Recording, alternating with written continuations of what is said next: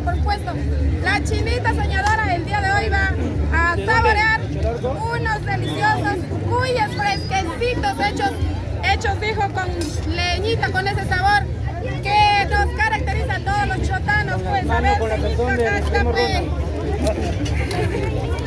tenga, ahí está chacharitos, así que por acá tenemos los ricos chicharrones. Así que estamos muy orgullosos de que nuestra feria se haya abierto nuevamente y esperamos que vengan, todavía hay tiempo para divertirse hasta el 28 de junio. Sangre Cajamarquina transmitiendo en vivo y en directo desde la provincia de Chota con tu chinita soñadora.